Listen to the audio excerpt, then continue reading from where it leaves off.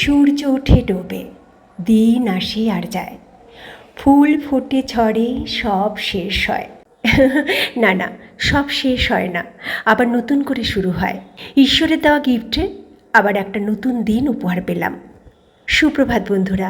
সবাই মনে মনে ভাবছো আমাদের কাছে আবার নতুন দিন কোথায়? সেই একঘেয়েমি জীবন, রান্নাঘরে কিংবা বাইরের কাজে কিংবা অফিস, সেই তো একঘেয়েমি জীবন।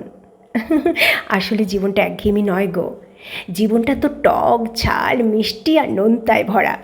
তুমি যেইভাবে নেবে জীবনটাকে, জীবন তো সেইভাবেই ধরা দেবে তোমাকে। গাছের আম দিয়ে আজকে আম তেলের আচার করলাম। আমার শ্রীমানকে চাউমিন করে দিলাম।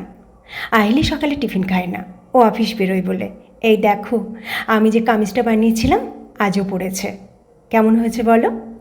ওর তো খুব পছন্দের। ও বলে আমার আই ফ্যাশন ডিজাইনার, আমি নিত্য নতুন পোশাক পরবো। অফিস টাইম হয়ে গেছে, আইলিও খেতে বসে পড়েছে। আমার ছেলে ওয়ার্ক ফ্রম হোম করে, সারা দিন রাত কম্পিউটারে বসে থাকে।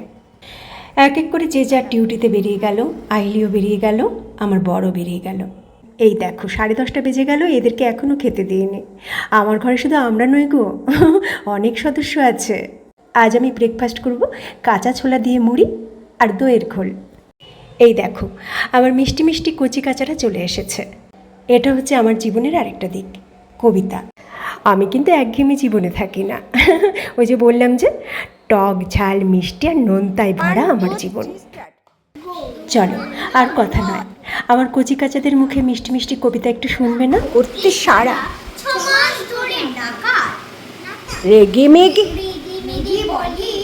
বাঁদর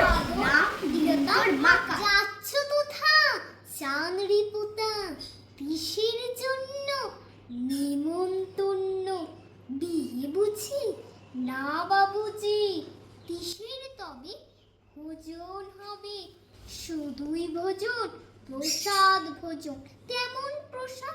কেমন শুনলে আমার কচি কাচাদের কবিতা? আর দিন শেষে এখন শুধু আমি নিজের জন্য। এখন যাচ্ছি ব্রহ্মাকুমারী মেডিটেশন সেন্টার, যেখানে গেলে আমি সারা দিন রাতের অক্সিজেন পাই। 1 ঘন্টা মেডিটেশন করি, ভালো আছি। আমার কারোর কাছেই যাওয়া হয় না, না রাজার কাছে, না কবির কাছে, না কোনো অসাধারণ মানুষের কাছে। আমি নিজের মতোই থাকি, নিজের মতোই কাউকে খুঁজি। ওম শান্তি।